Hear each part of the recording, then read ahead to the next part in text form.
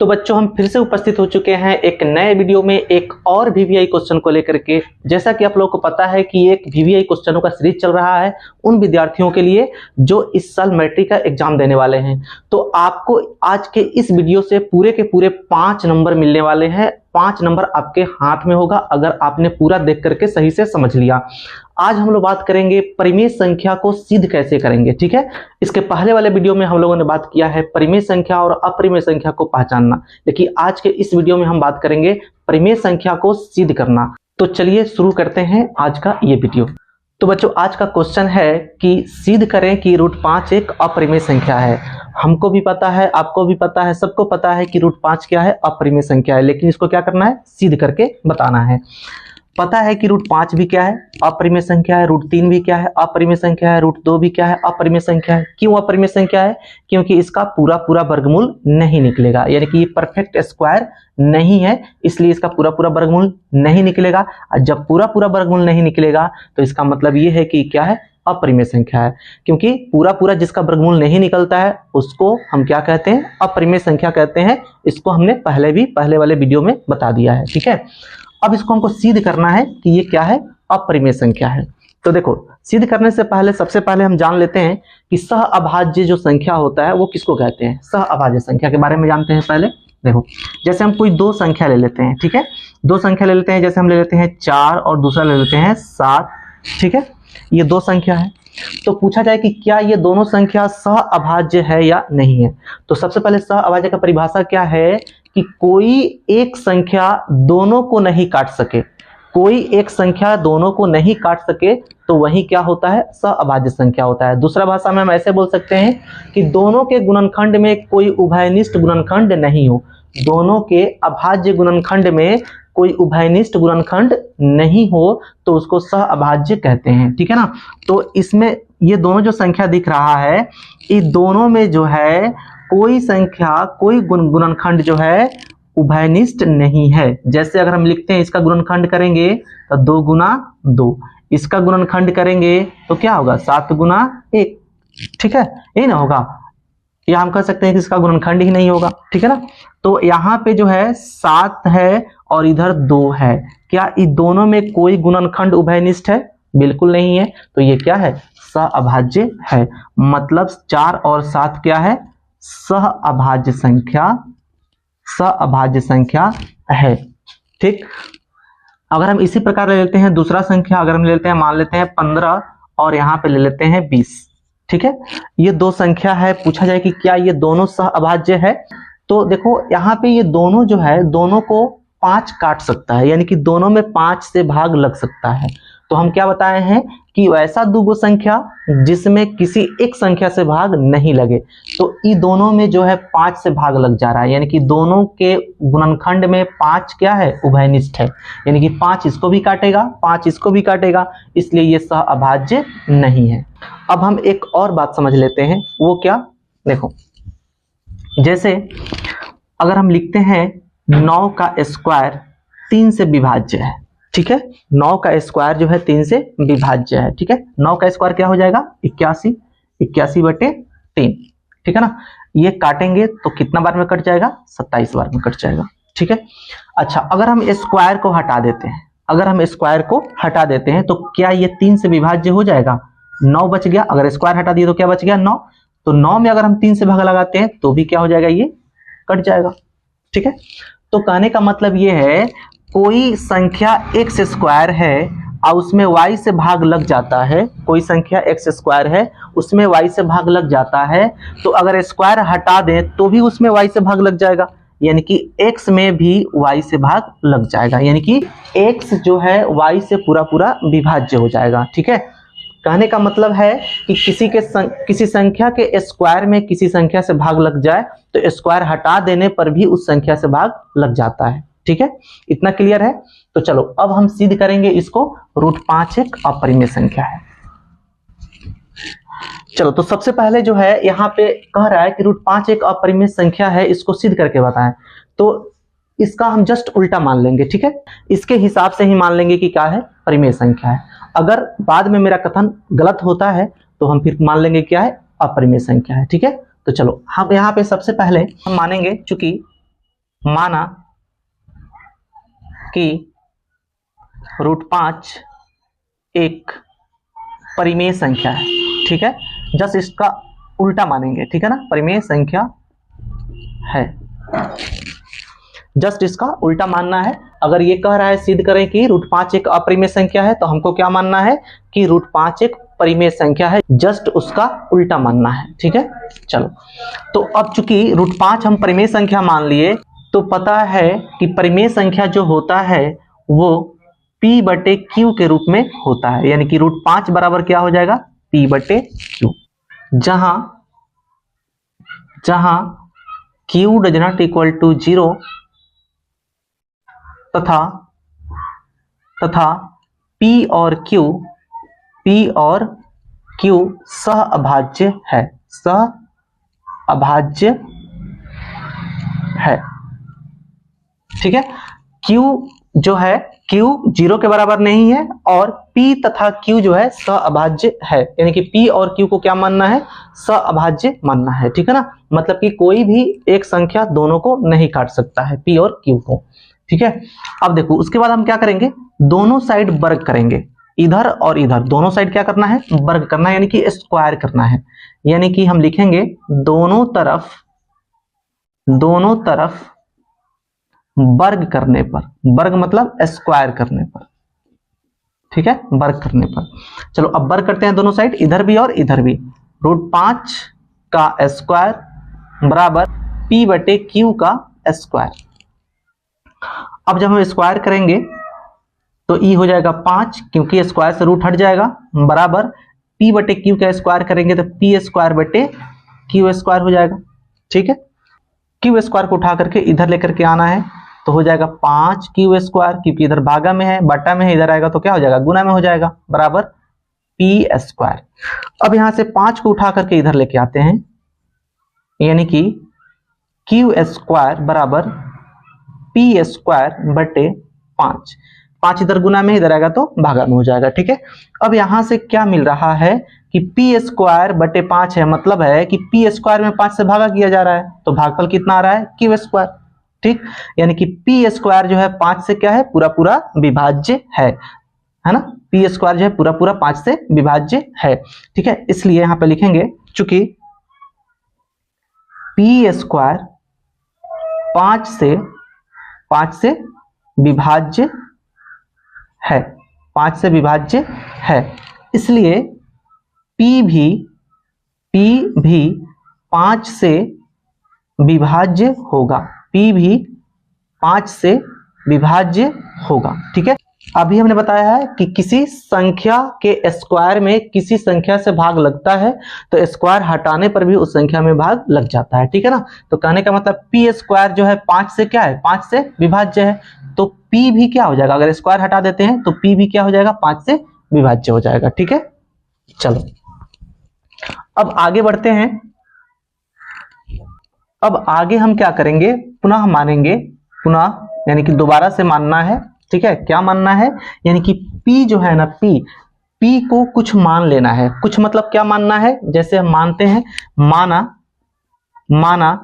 P बराबर 5K, P बराबर 5K, यानी कि यहाँ पे P क्या मान लिए, 5K मान लिए। K क्या है, कोई भी एक पूर्णांक संख्या हो सकता है, ठीक है। तो यहाँ पे जो है P बराबर 5K हमने मान लिया। अब यहाँ पे 5K ही क्यों माना हमने, क्योंकि यहाँ पे √5 को सिद्ध करना है। क्या सिद्ध करना है, √5 को सिद्ध करना है, ठीक है। इसलिए यहाँ पे 5K माने। अगर यहाँ पे √2 को सिद्ध करना होता तो 2K मानते, यहाँ पे √3 को सिद्ध करना होता तो 3K मानते, √5 को सिद्ध करना होता है तो यहाँ पे क्या मानते हैं, 5K मानते हैं, ठीक है। तो यहाँ पे यहाँ के हिसाब से ही यहाँ पे मानना है, ठीक है। अगर यहाँ पे √7 को सिद्ध करना होता तो हम क्या मानते हैं, यहाँ पे 7K मानते। और यहाँ पे K क्या है, तो K जो है कोई पूर्णांक है, K कोई पूर्णांक है, K कोई पूर्णांक है, ठीक है। K क्या है, कोई पूर्णांक है। अब यहां हम क्या करते हैं, P का मान जो है यहाँ पे 5K, इसको उठा करके इस समीकरण में रख लेते हैं, ठीक है ना। अब इस समीकरण का हम कुछ नाम रख लेंगे, है ना। इस समीकरण को फर्स्ट नाम रख लेते हैं, ठीक है ना। इस समीकरण को हम मान लेते हैं समीकरण फर्स्ट, ठीक है। अब जो है P का मान समीकरण फर्स्ट में रखते हैं, ठीक है ना, फर्स्ट में रखने पर, समीकरण फर्स्ट में रखने पर, ठीक है ना। अब हम p का मान क्या करेंगे, समीकरण फर्स्ट में रखेंगे। तो फर्स्ट समीकरण क्या है, यही है फर्स्ट समीकरण, यानी कि फर्स्ट समीकरण जो है क्यू स्क्वायर बराबर पी स्क्वायर बटे 5 है। अब इसी में हमको p के जगह पर जो है ये p का मान रख लेना है, कितना, 5 के। अब हम आगे बढ़ेंगे तो यहाँ पे क्यू स्क्वायर बराबर, यहाँ पे p के जगह पर रखना है 5 के, तो 5 के रखेंगे और इसका स्क्वायर, क्योंकि यहाँ पे स्क्वायर है p का स्क्वायर, तो p का मान का भी क्या होगा, स्क्वायर होगा। अब बटे नीचे कितना, 5। अब यहां से आगे बढ़ेंगे तो देखो यहां हम स्क्वायर कर लेते हैं, 5 के का स्क्वायर करेंगे तो हो जाएगा 25 के स्क्वायर बटे 5। अब यहां से 25 को हम काट सकते हैं, 5 बचे 25, ठीक है। आगे बढ़ते हैं तो देखो यहाँ पे हो गया क्यू स्क्वायर, अब बराबर यहाँ पे कितना हो गया, 5 के स्क्वायर। अब हम क्या करते हैं, इस 5 को उठा करके इधर लेके आते हैं, तो क्यू स्क्वायर अब बट्टे क्या हो जाएगा 5, क्योंकि इधर गुना में 5 है, इधर आएगा तो भागा में हो जाएगा, बराबर के स्क्वायर, बराबर के स्क्वायर। अब देखो यहाँ पे इससे क्या पता चल रहा है, इस समीकरण से, कि क्यू स्क्वायर जो है 5 से पूरा पूरा विभाज्य है, यानी कि क्यू स्क्वायर में 5 से भाग लग जाएगा, है ना। अब भागफल कितना आएगा, के स्क्वायर। तो कहने का मतलब क्यू स्क्वायर जो है 5 से विभाज्य है। तो यहाँ पे लिख सकते हैं, चूंकि क्यू स्क्वायर 5 से विभाज्य है, क्यू स्क्वायर 5 से विभाज्य है, ठीक है। इसलिए क्यू भी क्या हो जाएगा, 5 से विभाज्य हो जाएगा, है ना। क्यू भी 5 से विभाज्य होगा, 5 से विभाज्य होगा, है ना। अगर क्यू स्क्वायर 5 से विभाज्य है तो क्यू भी क्या होगा, 5 से विभाज्य हो जाएगा। अगर हम यहाँ पे देख रहे हैं तो यहाँ पे p 5 से विभाज्य हो रहा है और यहाँ q 5 से विभाज्य हो रहा है। तो कहने का मतलब p और q जो यहाँ पे सअभाज्य माना गया है, गलत हो गया, क्योंकि p और q दोनों किससे कट रहा है, 5 से। यहाँ पे p 5 से कट रहा है और यहाँ पे q 5 से कट रहा है। तो कहने का मतलब जो है दोनों में एक उभयनिष्ठ गुणनखंड मिल गया, कितना, 5, यानी कि 5 से ये भी कट रहा है और 5 से ये भी कट रहा है, यानी कि ये सअभाज्य नहीं होगा। हमने क्या माना है, इसको सअभाज्य माना है। तो क्या हो गया, हम जो माने हैं वो तो गलत हो गया ना, जो हमने माना है वो क्या हो गया, गलत हो गया। तो हमारी मान्यता क्या हो गई, गलत हो गई, ठीक है ना। यहाँ पे गलत साबित हो गया, क्योंकि हमने क्या माना है, p और q क्या है, सहभाज्य है, लेकिन यहाँ पे p और q 5 से कट रहा है। कहने का मतलब कि एक ही संख्या से p और q दोनों कट रहा है, तो p और q सहभाज्य नहीं हो सकता है, इसलिए हमारी मान्यता क्या हो गई, गलत हो गई, ठीक है। तो हम यहाँ पे ऐसे लिखेंगे चूंकि p और q में एक उभयनिष्ठ गुणनखंड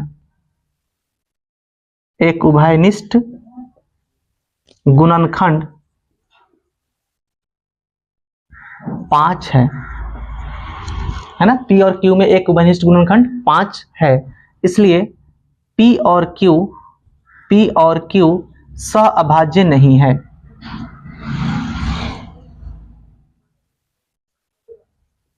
सअभाज्य नहीं है। तो यहाँ पे हमने क्या माना है, सअभाज्य है, लेकिन यहाँ पे क्या हो गया, सअभाज्य नहीं है, यानी कि हमारी मान्यता क्या हो गई, गलत हो गई, है ना। तो यहाँ पे लिखेंगे, अतः हमारी मान्यता है कि √5 एक परिमेय संख्या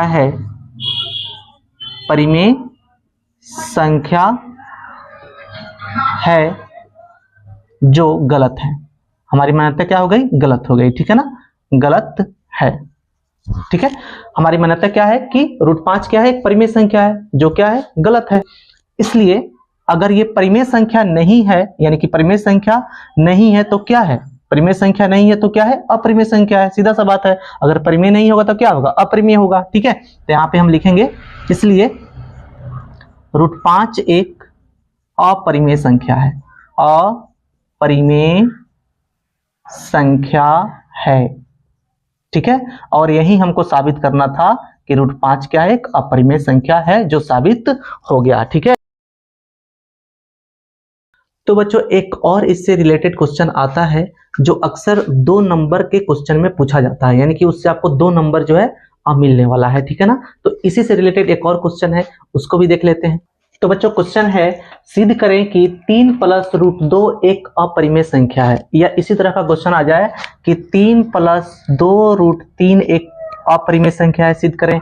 या 3 - √5 जो है अपरिमेय संख्या है, सिद्ध करें, है ना। या 3 + 2√5 जो है एक अपरिमेय संख्या है, इसको सिद्ध करें। तो इस तरह का भी क्वेश्चन 2 नंबर क्वेश्चन में देखने को मिलता है, ठीक है। तो ये बहुत सिंपल है ना, उससे भी आसान है, ठीक है। कैसे, चलो इसको करके देखते हैं कि ये कैसे बनेगा, ठीक है। चलो तो यहाँ पे वही उसी तरह से सिर्फ मान लेंगे हम। यहाँ पे क्या मानेंगे, माना कि ये जो है इसको परिमेय संख्या सिद्ध करना है, ठीक है। तो जस्ट इसका उल्टा मानना है। क्या मानना है, मान लेंगे कि ये क्या है, परिमेय संख्या है। कह रहा है कि सिद्ध करें कि यह परिमेय संख्या है, हमको क्या मान लेना है कि वो परिमेय संख्या है, ठीक है। तो चलो यहाँ पे हम मान लेते हैं, माना 3 + √2 एक परिमेय संख्या है। परिमेय संख्या है, ठीक है। हमने मान लिया क्या, 3 + √2 एक परिमेय संख्या है। और चूंकि ये परिमेय संख्या है तो बिल्कुल हम उसी तरह लिख सकते हैं कि ये P/Q के रूप में होगा, यानी कि 3 + √2 बराबर P/Q, जहां Q does not equal to 0 तथा P और Q यहाँ पे पूर्णांक मानते हैं, ठीक है ना। क्या मानते हैं, पूर्णांक है। P और Q क्या है, पूर्णांक है, ठीक है ना। इसको कोष्टक में रख लेते हैं। यहाँ पे 3 + √2 बराबर P/Q है, जहाँ पे Q does not equal to 0 तथा P और Q क्या हो जाएगा, पूर्णांक हो जाएगा, ठीक है ना। कोई पूर्णांक होगा, मान ले कोई भी पूर्णांक हो सकता है, ठीक है।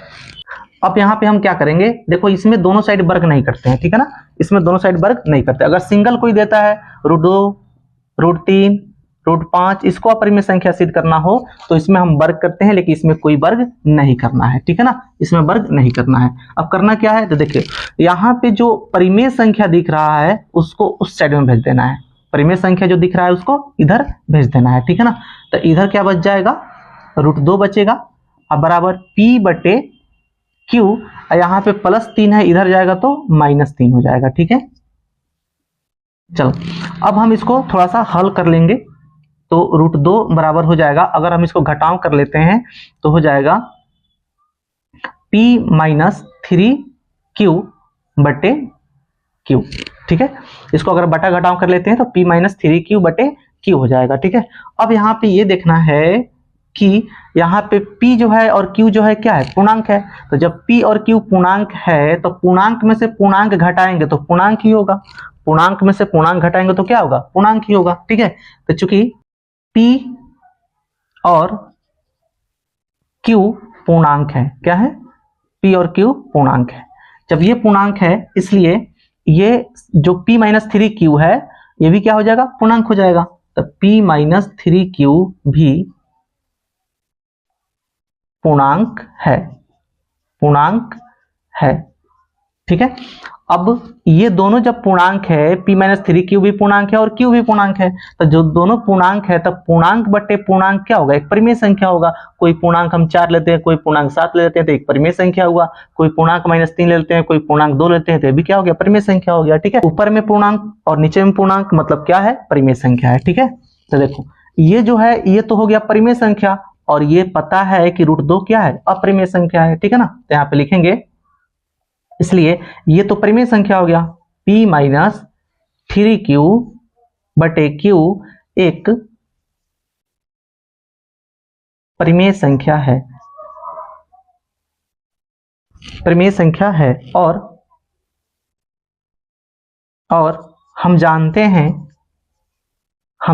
हैं कि यहाँ पे जो √2 है वो क्या है, अपरिमेय संख्या है। तो हम जानते हैं कि √2 एक अपरिमेय संख्या है, अपरिमेय संख्या है, ठीक है। अब देखो, अब ये जो है अपरिमेय है और ये जो है परिमेय है, तो क्या परिमेय और अपरिमेय बराबर हो सकता है, बिल्कुल नहीं हो सकता है। क्या गाय और बकरी बराबर हो सकता है, बिल्कुल नहीं हो सकता है, ठीक है। वैसे ही जो है परिमेय संख्या और अपरिमेय संख्या बराबर नहीं हो सकता है, ठीक है। तो यहाँ पे लिखेंगे, एक तरफ तो है अपरिमेय संख्या, एक तरफ है अपरिमेय संख्या। और दूसरी तरफ है परिमेय संख्या, और ये दोनों बराबर कभी नहीं होगा। अपरिमेय संख्या बराबर नहीं होगा परिमेय संख्या के, परिमेय संख्या, ठीक है ना। अब यहाँ पे जो है अपरिमेय संख्या तो कभी बराबर नहीं होगा परिमेय संख्या के। अब ये तो हमारा कथन गलत हो गया, ठीक है। अब ये जब कथन गलत हो गया तो यहाँ पे जो हम माने हैं वो भी गलत हो गया।